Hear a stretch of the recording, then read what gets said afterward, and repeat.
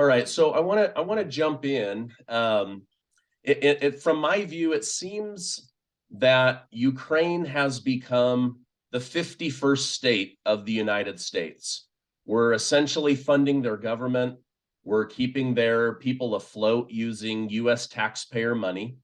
However, Americans and especially Europeans are tiring of this war quickly. They're starting to protest. They're demanding peace. Yet some NATO nations, including the United States, seem to want this war to drag out. Will NATO only back off when Ukraine is destroyed or when Vladimir Putin dies or is taken out by his own regime? What are your thoughts on this situation? Well, the first question is a valid one. How long do we wait before we finally give up on trying to turn Ukraine into a permanent and existential threat to Russia? Because that's really what this is all about. We invested very heavily in Ukraine starting in 2014 to build this Ukrainian army that by the time the Russians intervened was about 600,000. That was a little over 400,000 regular troops with over 200,000 reserves. And it was aimed exclusively at the destruction of Russia, first to attack the so-called breakaway provinces, Donetsk and Luhansk, that were in the east, and then to go on and reconquer, if you will, Crimea, which historically was never part of Ukraine or remotely Ukrainian, what was Russian, certainly since 1776.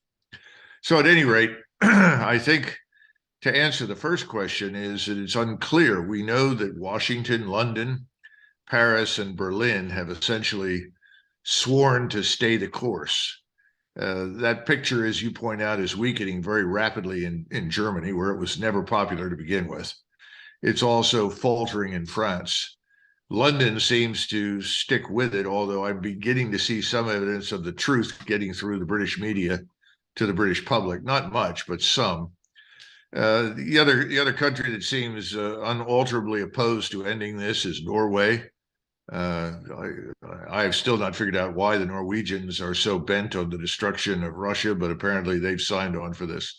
The problem with all of it, of course, is that there was never any strategy, coherent strategy with a specific strategic end state that was attainable. I mean, making these sweeping statements, we won't quit until Putin is removed from power or dead. We won't stop until Russia is defeated in Ukraine. These are ridiculous statements that have no basis in fact, have no possibility of occurring. So that puts you in the uncomfortable position when you've made these ridiculous statements publicly to where you cannot retreat from them. And so London, Paris, Berlin, Washington are having enormous difficulty figuring out, how do I retreat from these outrageous demands and still look reasonably intelligent and competent? Well, the answer is you can't, without admitting that you were wrong. And this is the biggest problem of all. Russia was not isolated, could never be isolated. Russia's economy is doing extremely well. It would do better without the war, but it's still doing very well. It has no shortage of trade partners, and much of what Russia provides to Europe is still finding its way to Europe through clandestine and illegal means offered by other countries that are willing to provide the middleman. The whole thing is a travesty. The Russians, who initially went in exclusively for the purpose of reaching some sort of agreement with the West about Eastern Ukraine, about the breakaway republics, discovered that we weren't interested in a solution. We were interested in destroying them.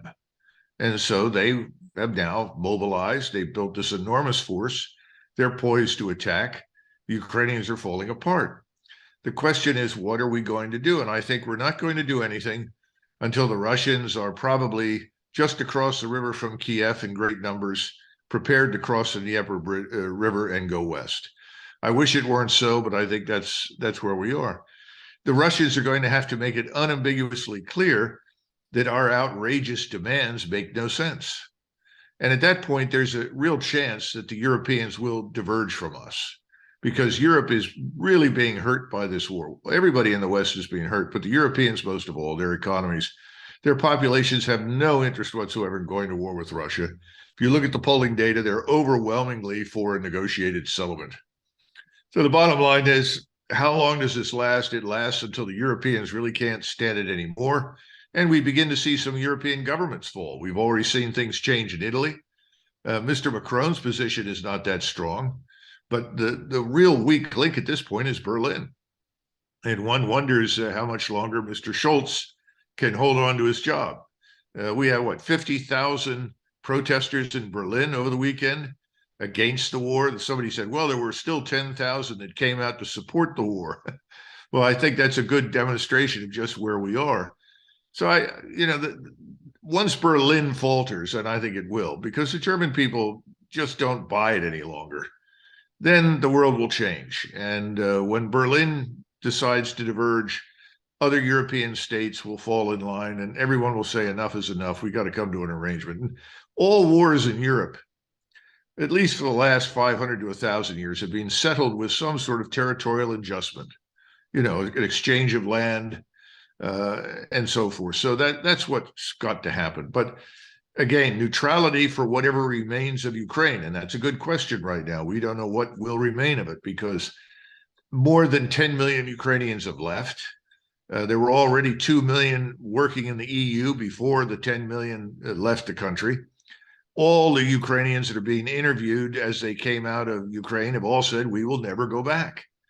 Now we add the numbers of casualties, which are horrific, and there are any number of different interpretations of numbers, but the numbers on the Ukrainian side are very large. Maybe as many as 200,000 dead by now, another 400,000 wounded. Most of these are people that will not recover from their wounds. They will be permanently disabled. So this has got to come to an end. I don't think there's much disagreement about it. But Mr. Zelensky is our puppet, and he's not going to give up or change his tune until we do. And we're not prepared to do it. So there's your answer. Okay. Two-part question here. So the United States media continues to say Putin is crazy and he doesn't have an off-ramp for getting out of this. But we also see that maybe the United States doesn't have an off-ramp for getting out of this. Does this have something to do with Putin's intel saying this thing will be over in 3 days, and Joe Biden's intel saying this will be over in 3 days? And now here we are at the 1-year anniversary. I think on the Russian side, it wasn't so much of an intelligence failure as Mr. Putin was convinced that the Western allies would ultimately negotiate with him once he made it clear that he was serious. Remember, he's been talking about halting the advance of NATO for almost 20 years. This is not a new topic. He's gone to various Munich security conferences, given speeches, and made it clear that the Russians will not accept NATO's encroachment on its borders. I always find it fanciful that people say, well, the Russians invaded Georgia. Well, the Russians went into Georgia because we were there, and we began making noises suggesting that Georgia, of all places, would become part of NATO. Again, he said, look, Ukraine is off limits. That touches us. We have a strong historical relationship with Ukraine. If you insist on turning this into an extension of NATO and threatening us, we will answer in kind. And so ultimately he did that. Where he miscalculated, in my judgment, was twofold. First, he said, I'm going to have a negotiating partner. I think he grossly miscalculated the attitude, not just in Kiev, but in London and Washington and Paris.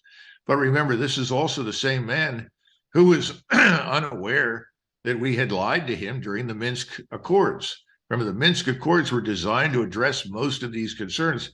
Central to the whole Minsk Accords business and to his objections has always been Ukraine's unwillingness to treat Russians as equal citizens before the law in Ukraine.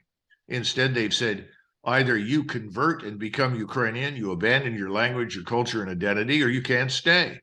And they embarked upon this horrible Ukrainianization.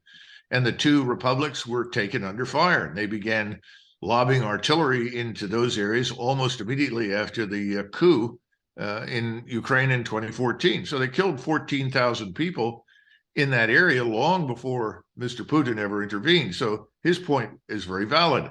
They were already at war with us. We were just not at war with them. So, yeah, he miscalculated on those scales, and he sent in a very small force. He gave instructions to his officers. Please don't do anything that will make a peace settlement impossible. We want to live with the Ukrainians. They are brother Slavs. They are Orthodox Christians. His generals shook their heads and said, this is not going to work very well. And he said, well, those are my orders. Minimize collateral damage, minimize casualties. It didn't work. On the Washington side, I live here, and so I talked to lots of people, and I think they were extraordinarily arrogant. And they assumed that, oh, Mr. Putin will never do this. He'll never use force. If he does, it'll be the end of Russia, and he knows that. Well, that was always wrong. They had absolutely ignored everything he said, and now the consequences of the war that we're currently fighting. Okay, yeah, thank you. I appreciate the insight on that. I want to talk about maybe Russia's next move and Ukraine's next defense. You and Scott Ritter have brought to people's attention that Russia has now upped their game. They are pumping out equipment and munitions 24 hours a day. They're building up anywhere from 300,000 to 500,000 soldiers. What do you think is Russia's next move? What do you think is Ukraine's counter move? Well, first of all, the Ukrainians are in a difficult position because they've already exhausted most of their reserves and their manpower on these pointless counterattacks against Russian defenders in southern Ukraine. The Russians went to what I would call an economy of force mission. They pulled in their horns, they consolidated in a smaller area, they built defenses, and then invited the Ukrainians to attack them. It's turned into a wonderful outcome for the Russians because the Russians have inflicted enormous losses on the Ukrainians to the point where Ukraine has really bled white. Now they're forcing old men, women, boys into uniform to try and fill the ranks. And as I think a former Marine who is currently fighting with the Ukrainians as part of their so-called Foreign Legion pointed out to several journalists, life expectancy on the front in Bakhmut, which has been the center of much of the fighting, is about 4 hours if you're a new recruit in the Ukrainian army. So this has been a disaster for the Ukrainians. Meanwhile, I think Zelensky and his friends have determined that we have to keep dying in great numbers to persuade the United States and the Western allies that we're a good investment. I don't think that's worked very well. I think the opposite has ultimately occurred. And people now realize Ukrainians have no chance whatsoever of winning. The question is, what can they do? And we're going to try and provide them additional equipment, and we're going to scrape the bottom of the barrel and keep hurling them at the Russians. Now, in the meantime, the Russians have taken comparatively few losses. I said that I thought they'd lost 20 to 25,000 killed and perhaps 40 or 50,000 wounded. There are others out there who say I'm over the top, that in fact the losses are much lower. Now, keep in mind that the Russians, when they inflict casualties, most of those casualties are inflicted by artillery systems, rockets, missiles, hard shell ammunition. They can fire thousands and thousands of rounds every day. The Ukrainians cannot. They don't have the ammunition. And all of the artillery systems are much more accurate because of these quadcopters, these small UAVs that fly over the battlefield that are linked to GPS and satellites and immediately transmit the firing data to the batteries. And this has just been devastating to the Ukrainians. The rapidity with which these standoff attack weapons can respond is really phenomenal. I think the Ukrainians now are not going to be able to do very much except fall back to new defensive positions, hope for the best. And the Russians are going to decide when they think they have enough artillery munitions on hand, and that's one of the things they've been doing, building up their stockpiles, because the last thing that you want once you embark in a battle is to discover that you don't have enough ammunition. If you want to fire 10, 15, 20, 30,000 rounds a day against your potential opponent in order to keep your casualties down, you got to have a lot of ammunition.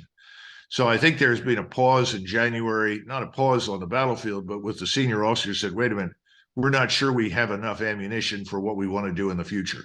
So I think that's part of the reason they've waited. The second part is to see what we do. I think Putin regards us as, in addition to being deceitful and untruthful with him, he also thinks that this administration is dangerous insofar as it's unpredictable and impulsive. that we could impulsively do things that could be dangerous to Russia. He now sees the war as not so much a war for Ukraine or for Eastern Ukraine or part of Ukraine. He sees this as an existential war for Russia's survival because of all the things that Biden and his friends have been saying about him and Russia. And again, remember, Putin has enormous support in the Russian population. If anything, the Russians are impatient with the way he's handled the conflict. They want him to go in and simply bludgeon everybody in sight and smash Ukraine. He has always been reluctant to do that. He also has another audience that we don't think about. The audience in Africa, Latin America, South Asia, Southeast Asia, China. And all of these states are increasingly sympathetic to him, not us. Okay. And he doesn't want to lose their support. And he'll lose that if he is seen as sort of ham-handedly butchering vast numbers of Ukrainians. Okay, so on the one hand, he doesn't just want to go in super heavy-handed and, you know, destroy them, annihilate them, because he'll lose that support. On the other side, if he isn't doing something, he loses the support of the Russian people. And maybe there's a coup attempt or something like that. I think the coup attempt is nonsense. Okay. I don't think there's any danger to Putin at all. I think he's got a government that is firmly behind him and the population is firmly behind him. Anybody who tries to harm Putin will probably be killed 2 or 3 miles away from the Kremlin before they get any closer. So this is just nonsense. All this business that you hear about, oh, well, Russia's weak and there's internal, that's all nonsense. Just write it off. I saw an article yesterday saying that there were people planning on marching on the Kremlin, and it turned out the man represented a party that in the last election got 0.5% of the vote. Come on. The West just publishes garbage about Russia on a scale we can't even begin to imagine. Yeah. Okay. Thank you. That's interesting. Okay. In our last interview, we got 1.6 million listeners, very good feedback. One of the things that you had mentioned and that I saw in the comments is you mentioned something about biolabs in Ukraine. You said that's a whole different video or interview. What did you mean by that?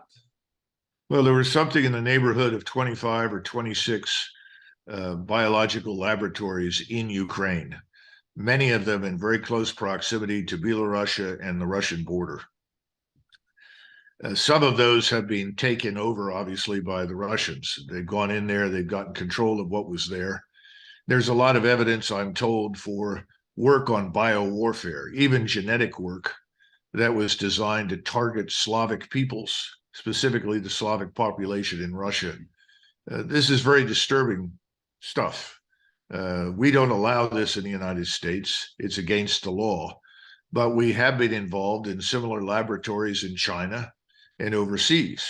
I mean, everyone who talks about the Chinese invented the evil coronavirus, what they don't bother to point out is that the Chinese were working in our labs in North Carolina when the Obama administration discovered this gain of function work and said, that's against the law, you can't do it here. So they made provisions to move it to China. And the laboratory that was picked is the one that lost control of the virus, or so we think. And I think that's probably true.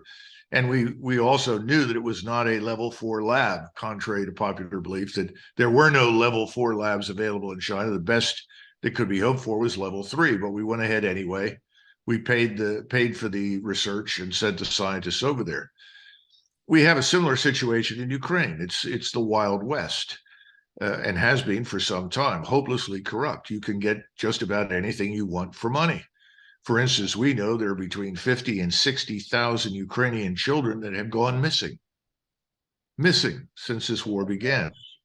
We can only begin to imagine the horrors those children must be facing. I mean, Ukraine is not a normal country as we understand it. And it's weaker now and more confused and chaotic now than ever. So these laboratories seem to have represented a real threat to the Russians. And that's one of the things that the Russians have wasted no time examining and exploring. I don't know all the details. What I've told you is about all that I know. How much Hunter Biden and other members of the family were involved with this, I have no idea. But again, the opportunity to stick your hand in somebody's pocket in Ukraine and pull cash out It's just limitless. Yeah. Okay.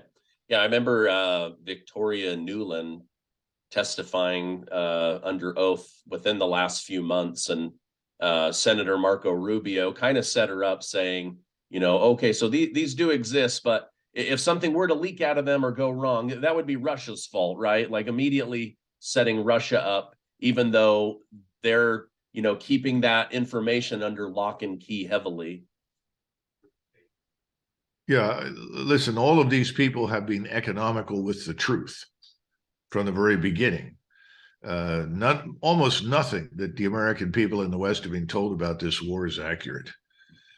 So, here we are, and you've got Mr. Putin has concluded, and most of the Russians have, that our goal is the destruction of his country, not just his removal, but its destruction and its dismemberment. We've got lots of people in Washington talking openly about that, whether it's Lindsey Graham or anybody else.